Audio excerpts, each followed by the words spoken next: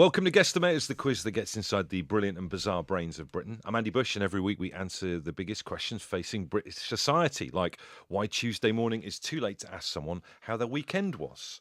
This week, we're delighted to be joined by comedian, writer, and actor Ed Knight. In 2017, Ed became one of the youngest ever nominees for Best Newcomer at the Edinburgh Comedy Awards for his debut hour, Anthem for Doomed Youth. Since then, his writing is featured on TV shows such as 8 out of 10 Cats and Comedy Central's Roast Battle, and his online sketches have received tens of millions of views across Instagram and TikTok. And having returned to Edinburgh last year for the first time since 2019, he's about to take his most recent show, The Plunge, on tour across the UK. Ed, welcome to Guesstimators. Salut, thank you for having me. It's good to have you on because when I was doing your intro there, we were obviously filming in the very top-end Spotify studio. Yeah. You were just giving us a quick view of your guns for your t-shirt there. Really, you They've- must work out, right? They've got. Thanks for asking. Yeah, no, I don't work out. I actually, I inject myself with dangerous powders. It's a shortcut to the big time, isn't it? I'm, It really is. I'm not natural at all. I've never even. I go in the gym. They say that my body, my spine is too. I'm not. They've never seen one like it. They say it would be dangerous for me to use any of the equipment because it makes shapes that no one's heard of before.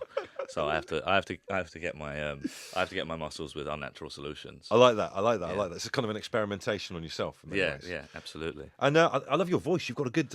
You were singing a bit as well before we started recording. You've got a beautiful singing voice, but you also have a good tone. I'd definitely Thank listen you. to an audiobook narrated by you. Thanks. Yeah, I'd love to do an audiobook if any authors are listening. I think. What would be your kind of genre?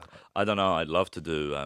I'd love to take a crack at something. Well, obviously, if I'm getting into the audiobook game, I want to aim high. Ulysses, Yeah. The Secret, All the big ones. yeah, Erotic fiction. maybe if Mills and Boon are looking for anyone to do their of their books, books. yeah, thousands and thousands of books. That'd be probably good money in reading audiobooks for Mills and Boon. Imagine that though, just in your home studio, in your dressing gown, just knocking them out, It would. so to speak. I see. I understand what you mean, but no, I'd keep it professional. Oh, that's a good point. Yeah, I don't think I would do that. And I don't like in Spotify studios where all the work, where I can get all this voice work that you're insinuating that I'd be unprofessional. That's good, and that's why we respect you, Ed, because you are Full professional. suit and jacket, I'd sit and read them. But I believe it would be reading all those Mills and Boon books would be like it'd be like a distressing job, like the police officers that have to get therapy because their job View is just to bad look stuff. through all the horrible stuff. Just like being bombarded with that, it would be a bad job. Are you like a big reader, or do you listen to audiobooks or anything like that? Yeah, I'm a pretty voracious reader, I'd say. Are you Yeah. really? I love to read books. I think it's really fantastic, and I think it's good for. It's good for discipline because it's like I used to love to read for fun, and then I'd have big spells where I wouldn't read anything, and when I did read stuff, I'd basically just be counting pages till it was over and not enjoying myself. But now I'm having a nice time. I've read like a few books in the last couple of weeks that have been really nice. Finally got around to some of the dusty old stuff on my shelf. Oh, Brett, where do you read? Do you read when you're in transit to a gig, or Yeah, do you read in the corner of a mainly. pub or I somewhere? mainly read when I'm on the way to gigs because I often travel like 2-3 hours at a time. So it's a really good opportunity to me and my girlfriend and my girlfriend's aunt are doing a Ulysses book club at the moment. So we read 100 pages every month or so. It's a really fun way to get through it and I'm like way further in than I ever have been because it's a nice way to do it. What you share in the like you take turns reading bits of it. No, we all read. Just trying to get to the bottom. One of this. word at a time. Each of us, we take it in turns. Go. We have to, the one-word story game. We have to do that, but each of us has to remember the whole of Ulysses, all 900 pages. Those rainy Sundays must just fly by. And speaking of gigs, your tour is imminent. Imminent. The Plunge. How do you feel? I'm excited. I'm going to some of my favourite spots, some of the best nooks and crannies that this sceptred isle has to offer. I'm going to be exploring them all, doing my show in all of them, and I'm really, in some of them, not all of them, like legally speaking. And do you practice right up until the day you set off, or do you going back to being an athlete earlier on and injecting yourself with powders? Do you rehearse and then just stop for a bit and then leave it for a bit and then go? I have a Morecambe and Wise DVD that I've crushed into a powder, and I inject that. I'd sniff that right before I go on to make me funny. I haven't listened to or touched the show since I last did it in October because I think it's very like I get really I like to be kind of kept on my toes with it. I think it can if you look at it too much, it can like become rote in your head. Yeah, I want to be kind of excited, like trying hard to remember it and get everything right makes you kind of in the moment for me. So the days leading up to it, I'll probably listen to it, a recording through a few times, but I've done it like 40 times already. I'm not going to forget it. It's that brinkmanship. I like it. It's in life on the edge a little bit there as well. Yeah, Are you yeah. worried that a bit of your brain might get taped over if you try to memorise something else? Have you got like a brain like that? No, I'm told that I have incredible recall for pointless things like my shows, like facts, trivia, and stuff. I'm really like names, faces, and like memories of loved ones. I'm awful with, but like punchlines, dates. Serial numbers, strings of information, like national flags and stuff. I'm really good at remembering. Oh, fantastic. That's good quizzing potential then. So how are you, as we kind of segue into the quiz here at Guesstimators, are you a good quizzer? I like to quiz. I'm not sure if I'm a good quizzer, but I like to quiz. I've semi-regularly, there's one pub quiz that I do with a couple of friends, and I like to do, I like to talk to like pro quizzers and imagine if my life was different and I was one of them. I've got a few friends who are pro quizzers, and I like to imagine that like with football or like chess or whatever, that if I'd applied myself, I could be up there. Could have been the best. Yeah, could have been a world beater. I could have been pro if my mental knee if I hadn't hurt my mental knee. Well, listen, the main reason we are here is to quiz, so let's get stuck in. Hell yeah. Following a recap, he's in the mood for how it all works with Matt Cutler, a.k.a. the Statman. Thanks, Bush. Welcome, Ed. So we've compiled a group of people from across the UK representing a wide range of backgrounds, ages and interests, and we call them the Guestination. We ask the Guestination a series of questions to which there's no correct answer, but your job is to work out what their most common answers were to said questions. Great. Easy as that. Hell yeah. And our listeners have been playing this quiz all week, but in this episode it's you against Bush, so this is a battle of the minds. Oh. Should we have a little fist bump? Ed, Yeah, let's do it. Okay, it's you and me versus. Let's just do it. Yeah, it's friendly at the moment. It's going to turn. Change. I wouldn't if I'd known that we were about to be enemies. I wouldn't have spoken to you in such a polite manner that whole time. Stared me out without saying Can't anything. believe that. One of those boxing weigh-ins. Said all that nice thing about my millions of views, and you've put me off guard now, trying to get in my head. Right, there'll be 3 rounds. I'll take your answers. And this week's quiz is called Plates, Parsnips and Productive Mornings. Okay. For round 1, so we previously on Guesstimators, we asked the Guestination to name the first word they associate with Italy. That caused someone on the Guestination to have some very unhappy memories of noise. And producer Will had a bit of a breakdown about Italian men's fashion, which has got some very strong opinions on. Have a breakdown, but What don't you like about Italian men's fashion? Don't get him going again, Ed. it's best not to upset the Italians. Well, just give us for anyone who missed that episode, and obviously Ed's not heard that. I don't know. Give us a quick précis of it. Italy is like known for high fashion, right? But if you go to Italy, the men do not seem to understand high fashion or have any concept of it. So there's sort of strict dress code for Italian men, which is white tight jeans with weird rips in them, big unnecessary shoes, huge belts with garish sort of logos on, and then some kind of tight top. But it's all very disgusting. So you thought you were going to go to Italy and it would be like a Professor Layton game, or like or Hal's Moving Castle. But I would say that Italian women often dress quite well. This is a very broad generalisation. I will say that. Who's Italian? Bruno Tognoli. Does he dress well? Gino D'Acampo. Gino D'Acampo's been cancelled. We can't talk about Can't him. talk about Gino D'Acampo, he's But he dead. dresses terribly, obviously. Do you have a view on Italian male fashion? I think Italian fashion's pretty good. I talk about fashion and not like the capital F fashion, I suppose. Like a fashion that's come out of Italy. I think there's some great stuff, great tailoring, some interesting brands and stuff. But yeah, I don't like. I don't think. No shade to you. I don't think I would have gone to Milan and expected it to be like a catwalk on every street. True. I think Ed's leaving the door open for a time with Ciro Sotirio at this point. He doesn't want to rule it out. Yeah, exactly. I might be doing the audio book for the life of one of the great fashion designers whose names don't come to mind. Anyway, I thought maybe Gucci. That's there it. you go. I thought maybe let's just offend some other of our Southern European cousins, because we asked the Guestination to simply name the first word they associate with Greece. Same question, but with Greece. Have you been to Greece, Ed? Never been to Greece. I'd love to go.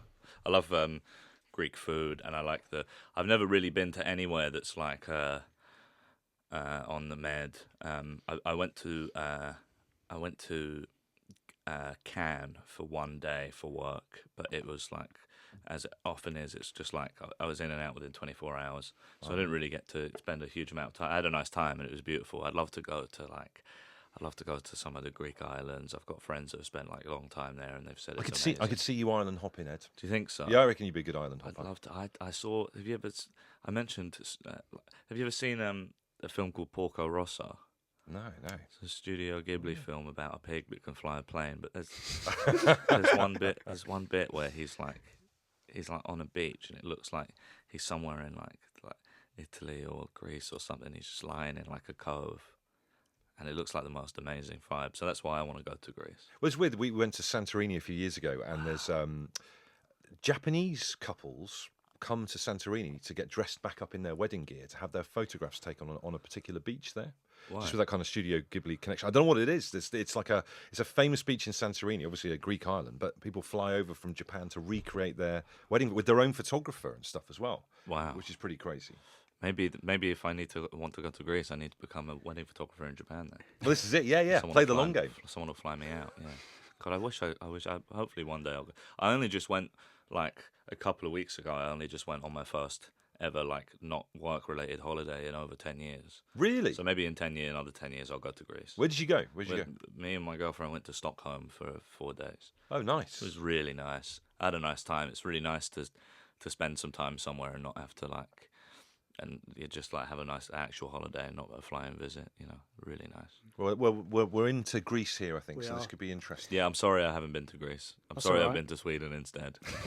It might help. It might help you. You never know. Okay. Question 1. Simply, did more people on the guest nation say Olympics or Parthenon? Okay. Who goes first? You can go first if Olympics. you want. Yeah. I guess this is the first thing that comes into their heads, right? First word they associate with Greece, yeah. I don't really know I'm not sure I know what the Parthenon is. It's at the top of the. It's at Where the top of a very big Acropolis hill. is. Yeah. Yeah, big building. Massive building. Yeah.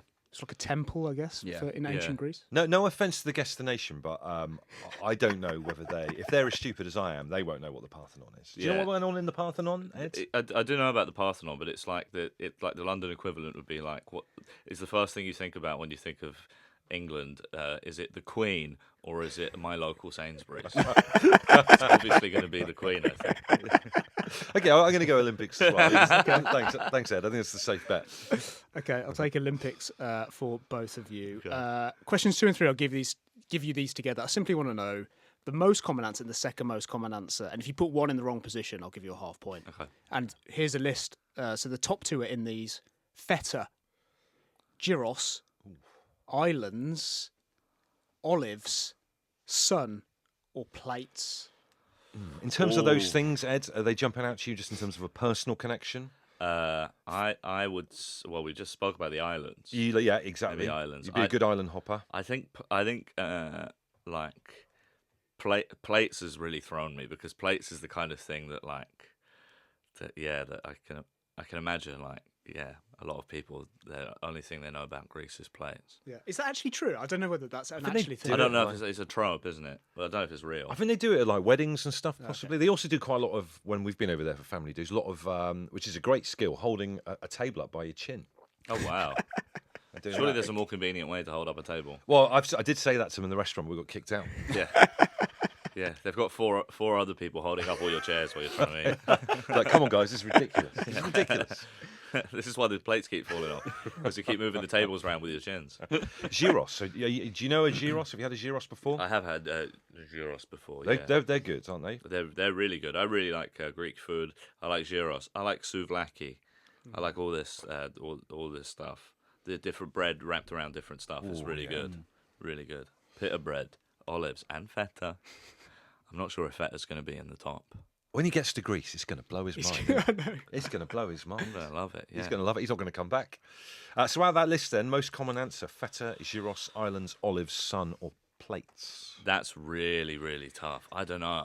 I feel like I'll give you my top. I think my top 2. I think feta is definitely going to be in the top 2. I don't know where to put it though, and I think it's feta and islands are my likeliest top 2. I can't tell you why. I think gyros is possibly too if I'm looking at food items, feta and olives completely clear gyros in terms of I would assume how widespread and well known they are. Yeah. You know, you can't put gyros on top of a salad. But you can put olives and feta on top of a salad. Yeah. Is feta one of those ones they've had to change the name of if it isn't from a particular... You know, if you buy like own brand feta... Or like Cornish pasties. Well, yeah, they have to call it something different now. Yeah, Do you know regionally what I mean? protected. Yeah, exactly. I don't think feta is like that. I think it's sort of like it's like a family. It's like a what do they call, you know, and it's not a phylum. It's like a species of cheese. Species of Yeah. cheese. That is a technical term. Do you know what I don't like about feta? Is the little water that you get around it. The water. You get the same thing on the top of like tomato ketchup. Do you know what, mate? Even though we're enemies, I agree with you on this. Thank you very much. You're getting a lot of different cheeses these days where you open it up and you're like, right, well, I ordered cheese, not a load of water. Exactly. Okay? I'm noticing it in mozzarella. I'm noticing it on the top of Philadelphia. You open Philadelphia, there's a thin film of like murky water. I'm like, this is disgusting. Who made this cheese? Thames Water? Am I right, guys? Yeah, It's right. good to be here. Some breaking news for you. In 1996, 19 cheeses from Greece were awarded protected designation of origin. Wow. Feta wasn't one of them. But then they added it to it in 2002, so it is. So if were you go right and about buy that? own brand stuff, they have to call it something incredibly kind of bleak. No. Yeah, it's like when Greek you- style cheese or Yeah, something, yeah, isn't if it? you- Mediterranean style. You go to the supermarket and buy Greek yogurt, they have to call it Greek style Yeah. yogurt. They're not allowed to call it Greek yogurt. The world's gone mad. The world's gone mad. It makes me crazy, I tell you. So you're going feta and olives. I'm going feta and islands. Islands. I think olives is definitely in that list. I'm going to say sun and olives. Sun first, Sun first, olives second. olives I'm second, going islands, then feta. islands, then feta. Also, one thing that a lot of people don't realise about Stockholm is it's islands. Yeah. It's an archipelago. It's just a bunch of loads and loads of islands. It's Isn't really you can do. We didn't have time to do it. But you can do like cruises of the. It's fair. It feels like a city where there's a river running through, but it's actually you're on loads and loads of tiny islands and you're crossing like the sea, I guess, the bay. It's Yeah. really cool. I was going to say, all right, Judith Chalmers, but I don't really know who the current... If you're going to say, all right, travel type person, who is the current... I don't know who Judith Chalmers is. Well, this is it. Makes me feel really old. If you're listening now and you can think of a more current social term for saying, all right, someone who goes on holiday a lot or presents a travel program, get in touch with anyone know who that would be. Probably was Gino D'Acampo until he got Yeah. cancelled. Yeah, He was always Gino travelling and around. Fred. They were all travelling around, weren't Yeah. they? I suppose Rick Stein travels a lot. Oh, yeah, he does, yeah. Yeah, he's. I've got some. I'd love to talk about Rick Stein some more, but I probably can't without it being like libelous in some way. Nothing bad. Well, but- have you got something on Rick No, Stein? I have nothing on Rick Stein. I have a theory from watching his programs. Oh, please. That Please share. I mean, this it's completely baseless, but I reckon that there's some shots where he's meant to be driving, but he's clearly had a couple of glasses of wine in the sun. So they like fake a shot where he's getting into the car, and then the shots of him driving the car, the tinted windows are up, and it's all long shots. And then at the destination, the car's at a dead stop, and it's like him. It looks like he's like pretending to get out, but he's clearly smashed because he's been in Santorini like drinking. But maybe we'll have to cut that because I have no proof. Well, no. I mean, you're just insinuating that they have done fake driving on Me and Rick my Stein. I've got a drinking game where you have to have a drink every time you think Rick Stein is drunk, and they're trying to pretend that he isn't.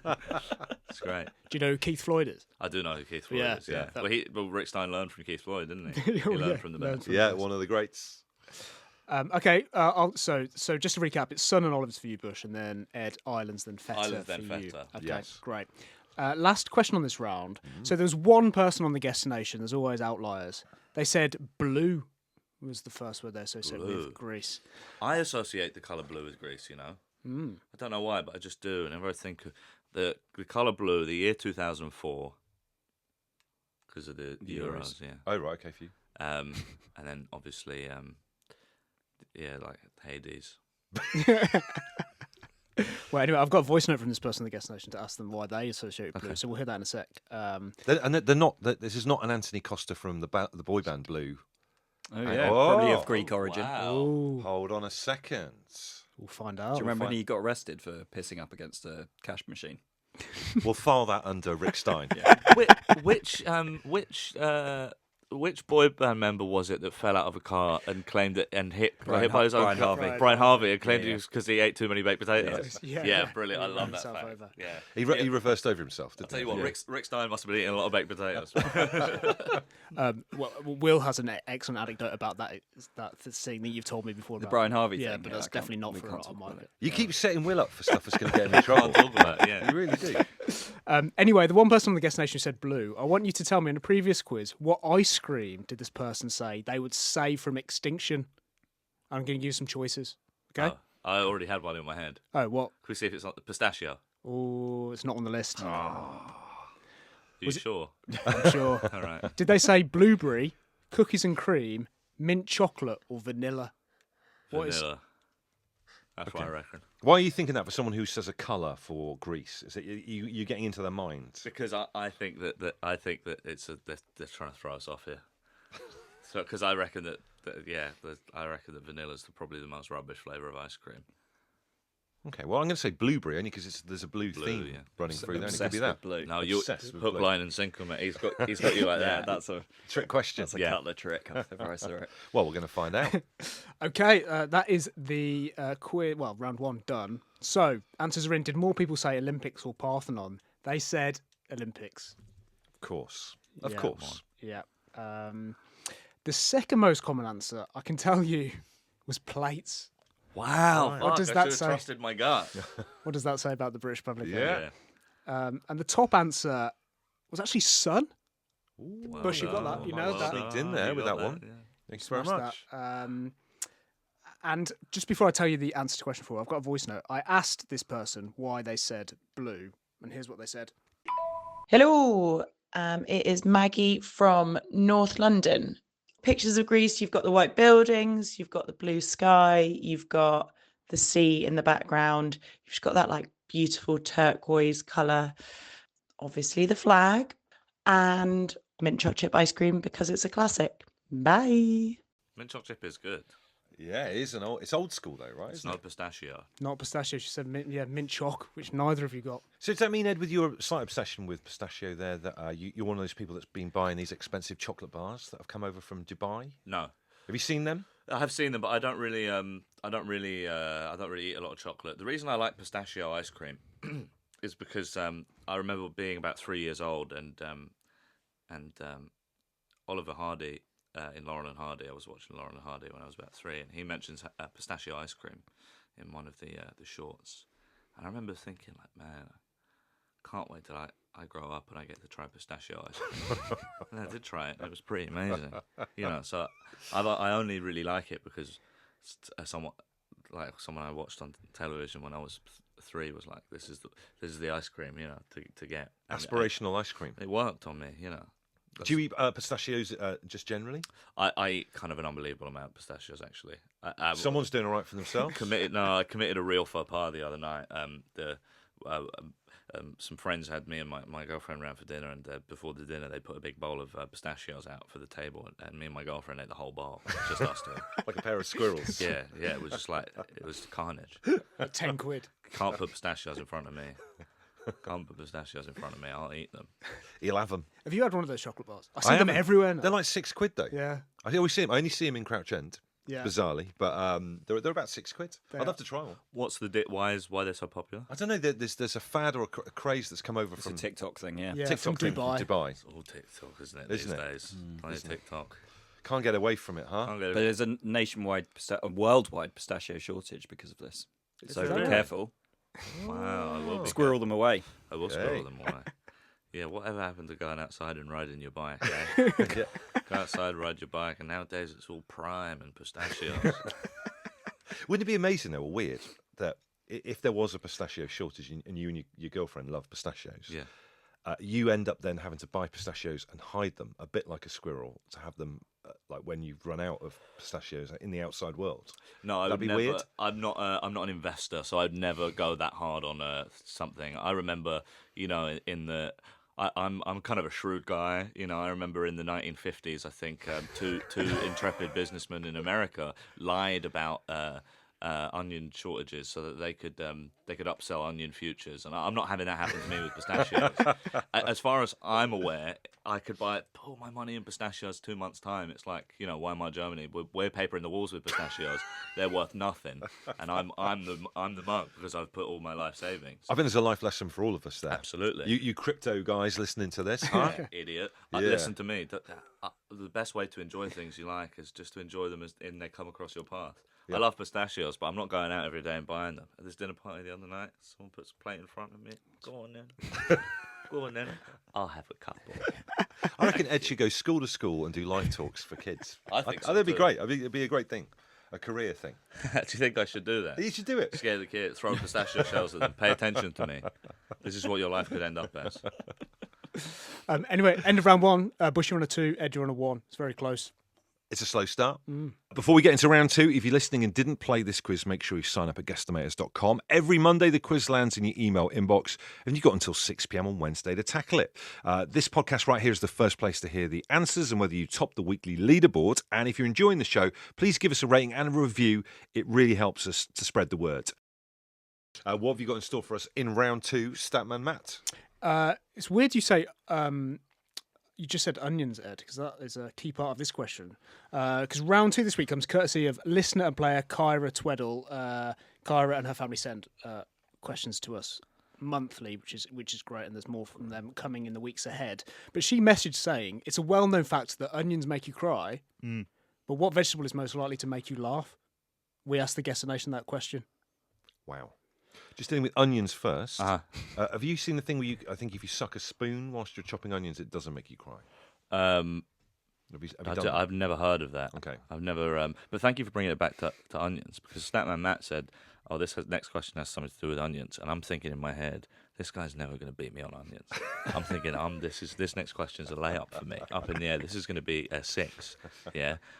Outside the ground, and then turns out it's not actually about onions at all, so you've really pulled the rug out from under it. It's actually about a completely different mystery veg.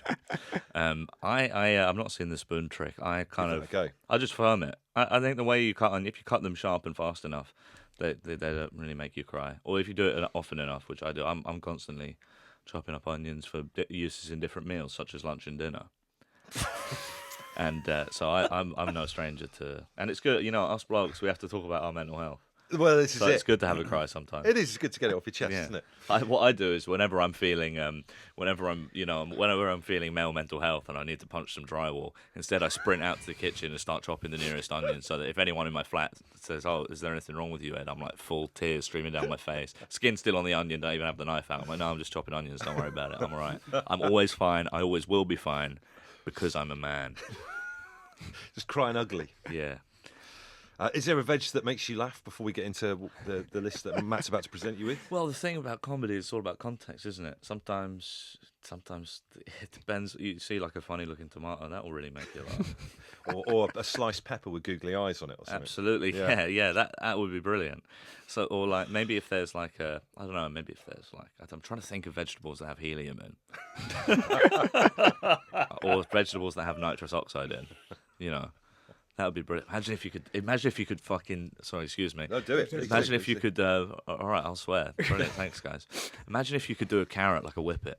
Imagine if you could crack a carrot into a balloon and then pass out on the floor, go crazy. Wouldn't that be amazing? Or you get to a park bench if you're walking the dog and there's loads of snapped carrots. Yeah, loads of crushed carrots in the gutters of London town. Loads of baby carrots all over the floor. Yeah, it's a real epidemic of kids. They're all doing laughing carrots out in the street these days. Their eyesight's never been better.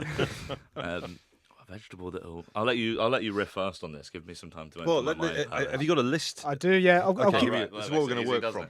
I'll give you questions 1 and 2 together.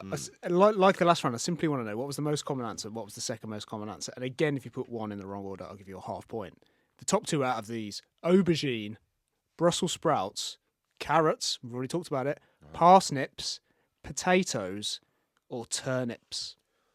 I mean, aubergine has become a Willy emoji on texting and stuff, right? Hasn't it? Yeah. So the aubergine has been an innocent victim of the great semiotic upheaval of the iPhone and Apple industries, along with the innocent peach. Yes, that's a Yeah. very good point. You'd think that aubergine is in there.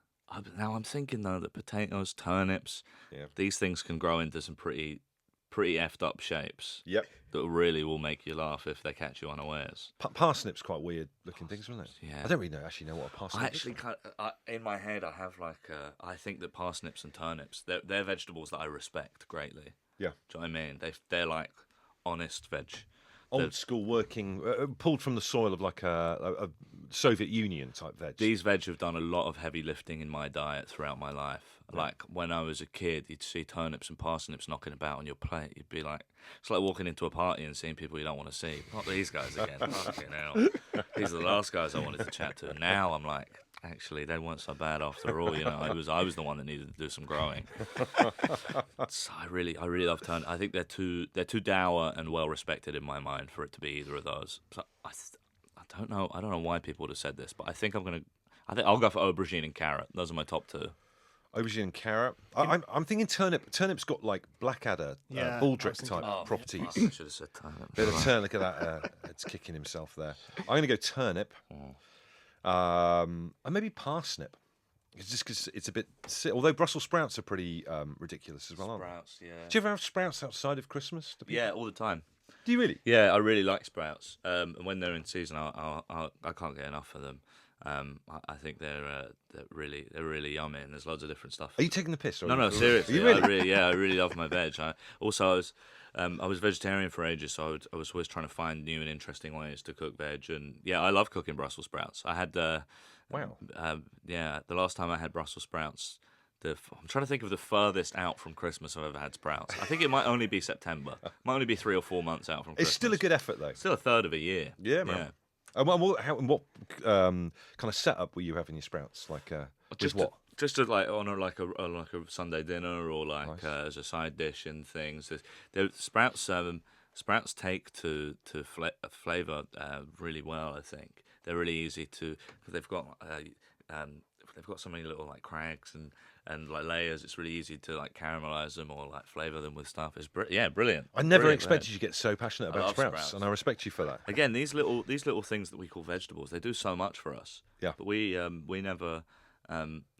I once pitched a podcast to like a podcast production company where I was like, we should do a podcast where I talk about a different vegetable every week, and they looked at me like I was insane.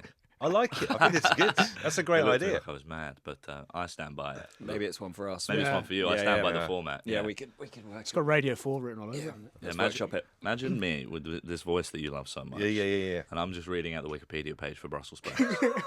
I'm into it. That's how I know I'd go about crazy onion for that. futures, from reading the Wikipedia page about onions. Vegcast, Vegpod. Yeah, vegetable podcast with vegetables. Peas in a pod. Very, yeah. Yeah. So it wouldn't just be about peas. Come on. No, man. that's There's many other great veg out there. yeah, that's true. If you can think of a good pun-based name for Ed's potential vegetable podcast, get in touch. The rest is vegetables, I think. That's what what it it is. is, really. We'll go with that. I will go for turnips because of blackadder, and only because Ed's so passionate about it. I'm going to say Brussels sprouts. Okay, you're going sprouts second. And Ed, you're saying aubergine and carrot. Aubergine and carrot, yeah. In that order? Yeah, go on then. Okay. He keeps being passionate about something and then not picking it. That's what's. Well, I that's think what's it's been more going. interesting for the quiz if we've got different. I don't know why. Carrots is like the outsider at 25 to 1 for me. But sometimes you got to put a fiver on them horses. Sometimes they come in. Well, we'll see. Right, I've got those locked in. Only one more question on this round. I want you to tell me a vegetable, or maybe it's not a vegetable, an answer said by just one person on the guestination. One of the outliers. There are 10 possible answers here. So there are some non-vegetables in here because some people in our guestination are frankly a bit stupid. It gets confusing though. I think veg Yeah. or not veg. Yeah. Funny vegetables that make you laugh. There Yeah. are 10 that only one person One said. person said. So it's kind of like it's a rip off of It's Pointless. like pointless, but it's one, But one one. point. 1 point answer. Yeah, 10 answers. Celeriac in there. Celeriac Oh. sounds like a nervous disposition, doesn't it? Celeriac. You celeriac? Sounds like an old-fashioned Victorian name for something that's now quite a well-documented. But- Suffering from celeriac. Yeah, something that they would used to just lock you up and throw away the key. Put you in, if you had celeriac, they'd put you in a workhouse. You'd never be seen again. Electroshock therapy or something. Yeah, now it's just like the chronic depression or whatever. They used to say he's got celeriac, he's done for.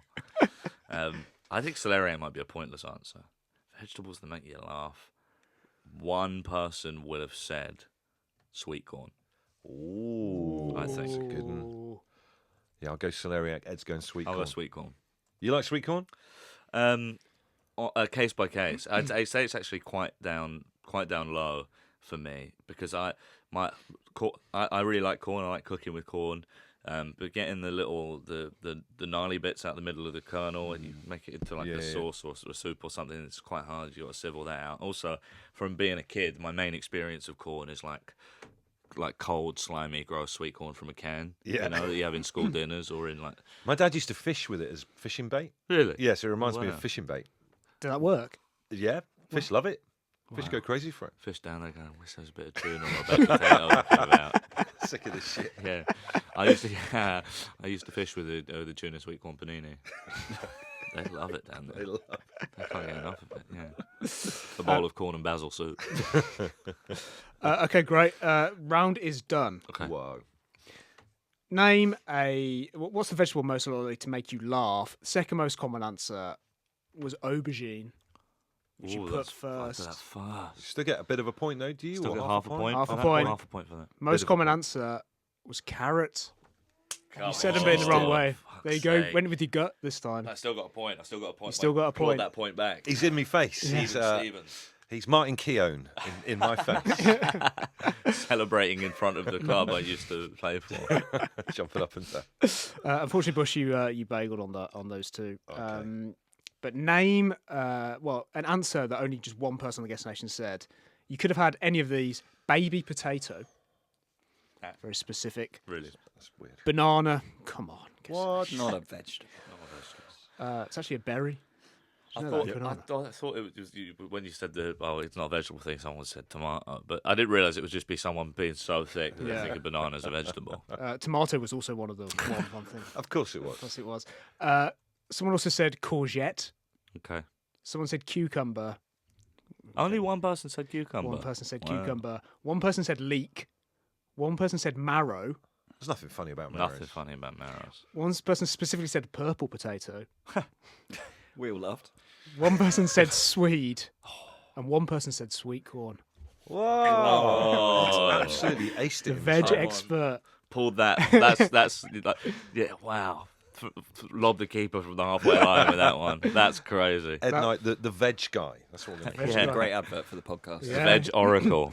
That's amazing. But you got close to Swede with celeriac. Thank you very much. Quite Very patronising, close. but really appreciate that. That means, Bush, I'm sorry, but you got 0 on that round. Ed, you got 2. Wow. Nearly got a 3. Wow. And that means going into round 3. Ed, you're on a 3. Bush, you're on a 2. Incredible. Tasty. Scenes. Scenes. Ed, before we resume, let's just talk about the plunge very Oh, quickly. yeah. So you're about to go on tour. What can Yeah. people expect if they come and see you live with the plunge? An interesting comedy show that will hopefully make you chuckle, laugh, guffaw, possibly even chortle.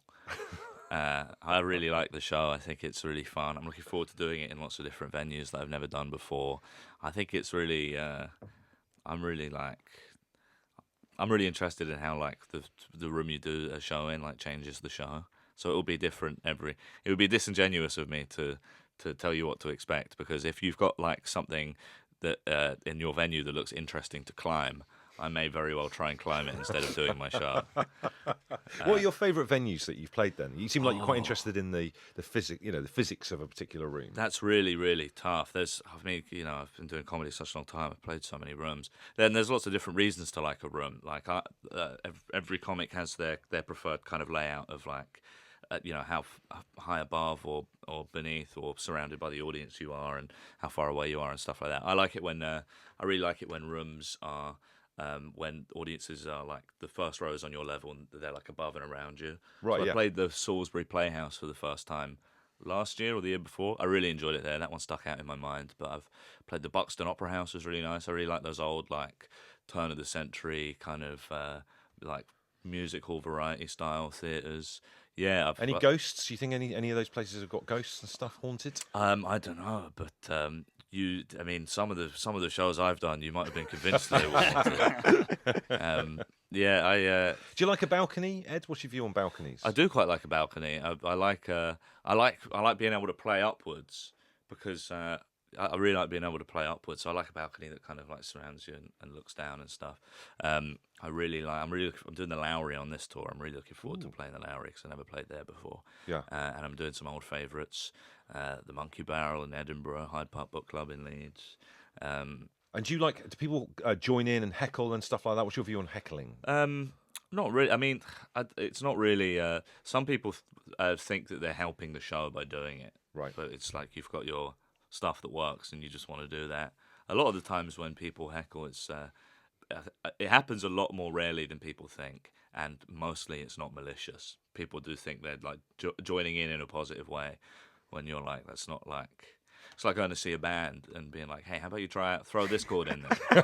Like, actually, no, we've tried it out, and we found this is the best way that it works. So we're going to keep it to that. Well, listen, you can get tickets right now for the Plunge. Make sure you get your tickets to go and see Ed live. It's time for our final round, though. What do you have for Statman Matt?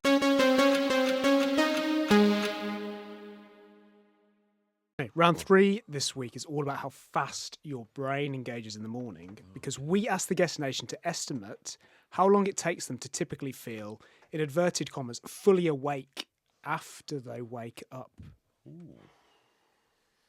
Are you up and ready in the morning, Ed? Absolutely not. Oh, okay. Absolutely not. It's something I've had to work quite hard at. I was up at 6:45 this morning to go and play table tennis at 8.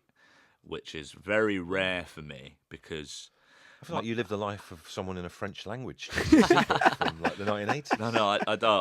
I live the life of like an 80-year-old man in It's outdoor chess against your friends. Yeah, I play outdoor chess. I feed the birds. No, my sleep schedule is like super whack. I've had loads of like sleep studies and stuff with the doctor recently because they think I've got sleep apnea and stuff like that. If I let myself sleep without alarms or anything, I can often like sleep for 9 hours. But I also I'm waking myself up loads in the middle of the night, so I'm not getting like good deep sleep. And Right. And then you add in stuff like touring and gigs and stuff like that. Like it can really vary. Like some nights you're getting in at like 3 a.m. and having to get up the next day to do something. So I've been trying to like, and I also used to drink way too much coffee. So now I'm trying to like get a better sleep schedule. I have those little like strips you put on your nose to help you. Robbie stop Fowler's. snoring. Yeah, what's that guy? The guy on lots of like people on TikTok have them now, where they like follow me in a day in my life. The first thing they do is take the thing off their nose. I didn't know that was a thing, but apparently I have the habits of a powerful and rich influencer, which I sort of felt like was the case anyway. Have you tried taping? Matt does tape. Do you still do Started taping? doing it, tape in my mouth. Why? Because it encourages you to just breathe in and out of your nose. Well, my nose is fucked. Like I went to a nose doctor in my area. A nose doctor in Yeah, your there was a area. pop-up on my computer. And I went Waiting to down meet you. Yeah. This doctor looked up Ed Knight's nose. What he saw next, you will not believe. The guy, he shoves this thing up my nose, and it's crazy. They shove it so far up. He goes like up there, and he goes, "Yeah, that's deviated." He goes, "Apparently, I've got some blockages up my nose, a slight deviation. He wouldn't recommend surgery. He thinks that's a bit drastic. But I have a new steroid nose spray that I've been prescribed, Oh, wow. and some special antihistamines that I have to take every day. So I think if I taped up my mouth, I would probably die." Yeah. That's a big problem for me, is that I bury it through my mouth when I snore while I sleep. So Yeah, I think that would... Maybe don't try it. Maybe it would be like a cartoon where, like where they get a bump on their head, they push it in and it comes out somewhere else. Maybe I'd start breathing through my eyes or my ears if I did that. Would you recommend taping? Would you, having given it a go, would you recommend it? I stopped doing it because I ran out of the strips and I haven't replenished them. So Oh, you have to buy special Yeah. strips. I get this. I just I'm so deep in the pocket of Big Pharma, it's unbelievable. Like I have so many things that I have to remembering nicotine patches, nose strips. Your nose bedside spray. cabinet must be someone else. It's carnage in there. It's like inhalers, 2 different types of inhalers. 2 different things I have to take in It's the like morning. Michael Jackson's bedroom in your place. Not exactly like Michael Jackson's bedroom. No, I wouldn't say that. There's one key difference.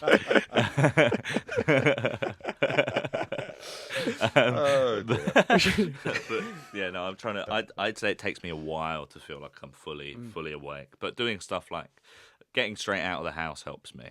That's the other thing about gigging and being self-employed and freelance and stuff. It's like I really feel it when I don't have. I've just got like a membership to a place where I can go and work in town because if I'm left to my own devices to just stay in the flat, I won't wake up till like 5 p.m. Right. I really benefit from getting up and going straight away. Is that what the table tennis is about then? Table tennis really helps with that. Yeah, that's great. Good on you. Anyway, back to the quiz. So, question 1 on this round. We asked the guest nation to estimate how long it takes them to typically feel, in inverted commas, fully awake after they wake up. Who, on average, said a shorter period of time, i.e., they're up and at 'em faster, under 30s or over 60s? Interesting. This is really tough because it's so tough because the answer feels so obvious. The answer feels so obvious to me. How do you mean, though? I feel like it would be over 60s. Yeah, me too. That's what I'm thinking. Yeah, but it must be more close than that. Otherwise, those wouldn't be the two group. You know? Are you trying to get into the mind of the Statman Matt over there? The quizmaster. Yeah. I'm like second guessing myself, and maybe I should trust my gut like I did with the Olympics and the Parthenon. But for a while, I lived with my granddad, and it was kind of unbelievable how early this guy would get up and just be at it.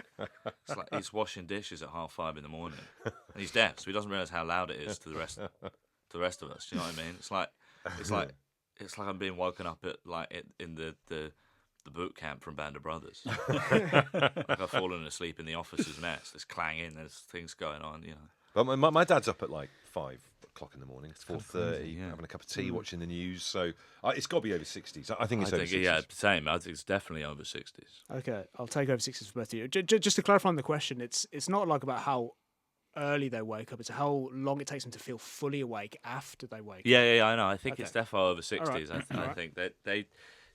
Yeah, well, actually, I don't know if because you have trouble sleeping the older you get. So maybe it's like they never feel fully awake sort of thing. Maybe that's just how you perpetually feel. Do you know what? In the interests of not just keeping the scores static, I'm gonna change my answer to under. Was it under 30s? Under 30s. Under 30s. Just to keep things interesting. Okay, nice. Yeah. Thank you. Is that like throwing me the gun in a standoff and saying pick it up? Yeah, That's what it is. Yeah, that's exactly what I'm doing. Pick it up. Okay, great.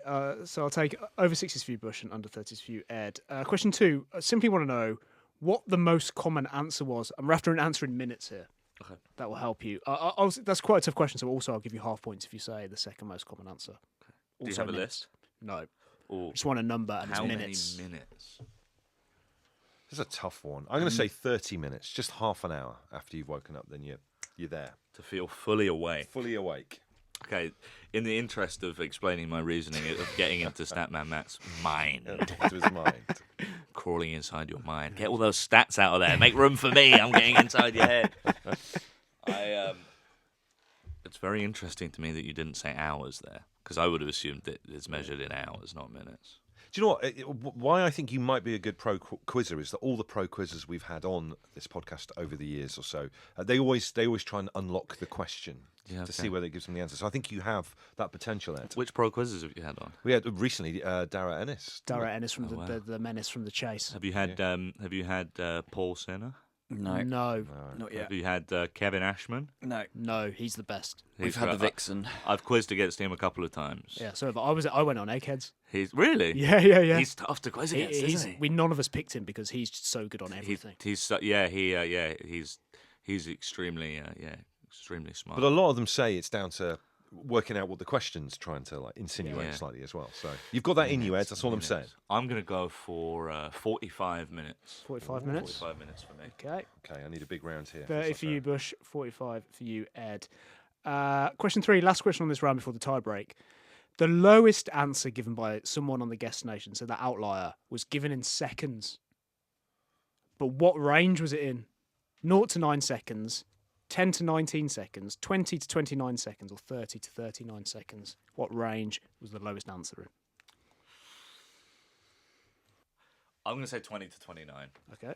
That's my answer. Yeah, 20 to 0 to 9 29. seems ridiculous, doesn't it?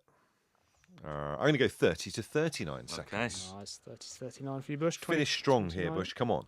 Ed? Great range of answers here. There could be some upsets late in the game. This is good. This is good quizzing. Tiebreaker. We might need it. Wow. Ooh. What's the highest someone on the guest nation said? And again, I'm after an answer in minutes here for ease. Okay. The highest someone said, I'll say 180 minutes. 3 hours. 3 hours, yeah. I'll do 120 minutes. 120. Okay, great. Yeah. Great. I love that. Okay. This quiz is done and the answers are in. Who on average said a shorter period of time for them to feel fully awake? It was the under 30s, actually quite clearly as well, which I was really surprised by Really that. surprised by that. Yeah, it really shocks me. I wonder what that's like if you're younger, your brain kind of just engages quicker with the world. Don't know. Maybe. I was trying to guess why that That's a was. shock. That is a shock, but It's a a great real change, shock, yeah. pivot there from Ed. Yeah, it was good. Yeah, actually going against your gut works there, which we don't usually recommend. My gut can't be trusted. I'm like Krang. I know, with the amount of vegetables you eat. What was Being driven by a turnip, with a human face. what was the most common answer? It's in minutes. The second most common answer I can tell you was 10 minutes. Oh wow, Ooh. that's so quick. Yeah. That's crazy. And the most common answer was actually 5 minutes. You're both pretty far off on that one. Wow. Got them wrong. Big time. Bloody Yeah. hell. And the lowest answer given by someone on the Guest Nation was actually 3 seconds. Whoa. Fuck off. That's, no, it's not. That's bollocks. That is ridiculous. Absolute bollocks. 3 seconds. Don't go. Tell someone no, it's not. Post it on a forum. Go brag about it somewhere else. You don't wake up in 3 seconds. It takes you longer than 3 seconds to. It's like you're awake when you're like in bed and your head's on the pillow. You're fully awake. No, it's not. 3 seconds. Do you know how long it would? Do you know how long 3 seconds is? If I threw this mug at the wall and it smashed, it wouldn't be 3 seconds before the shards hit the floor. From when I picked it up with my hand. I'm not going to do that, by the way. But The Guestination riling Ed up there right at the end of the really quiz. pissing me off. I Pissing love him it. right off. And the tiebreak answer, we actually didn't need it in the end. It was actually 120 minutes. Oh wow! Bush, you smashed it, you got the tiebreaker bang on. Saved it Which right, is right at the annoying. end. Yeah, but you don't get a point Doesn't for even that. qualify. VAR'd. I know. Yeah. It means that, Ed, you took this quiz with a 4 to Bush's 2. Wow. Good game. Good game. Good quizzing. And frankly, would have given this even if you lost, but there is a prize. Oh wow! Thank you. Can I open it now? Yeah. You can open it. Oh wow! Please do. It's in this magical box. I'm so bad at opening boxes, it's kind of unreal. You see, I've already Yeah, fucked those it in don't- several different ways. Wow. I've never seen anyone open the box like that before. Ed. This is the kind of a mind it takes to be a brilliant quizzer. Wow, this is awesome. And I can keep this and drink things out of it. It's all yours, man. Wow, thank you so much. This is really nice. A Guestimator's mug. I actually really like having mugs from different podcasts I've been on. So this is really nice. No, genuinely, I've got a couple, and so this is a really important. Thank you. Oh, bless you. Well, listen, thank you for watching and listening. Thank you to our celebrity guest, the brilliant Ed Knight. Make you. sure you listen right to the end of this podcast to hear Statman Matt reveal who topped the leaderboard this week. And we love hearing from you, so let us know how you did on socials and with a voice note. And as ever, the voice note number 07457 404 279. You've been listening to Guestimators. We'll see you next time.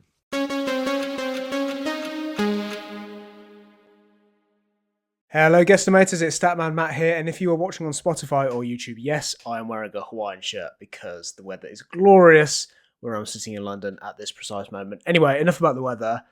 Who topped this week's leaderboard? The average score this week was 3.5. It was 4 last week, so slightly harder. And actually, all you needed was a 7.5 to win this week. And there's one person sitting at the top, 7.5. A few people got 7, but this person has won before, and he has won again. And that is Mr. Simon Barber. Congratulations. You've won again. You already have a tote bag, which means I need to get another gift to you, a prize to you. I'll be in touch about what you want that to be. But it gets even more exciting because the winner of the golden question is not only has the same name, it's his brother. I know for a fact it's his brother. It's Tim Barber, who they've both won Guestimators before. The Barber family have surely become Guestimators royalty by winning both the main quiz and the golden question. The golden question was really hard this week. All it took was a 1 out of 3 to win it. and Tim got that, but also got the tiebreaker bang on, 2 hours, 120 minutes. So here's the winner. Well done, the Barber Brothers. That's all to be said from me. I'll see you next on Monday's bonus round.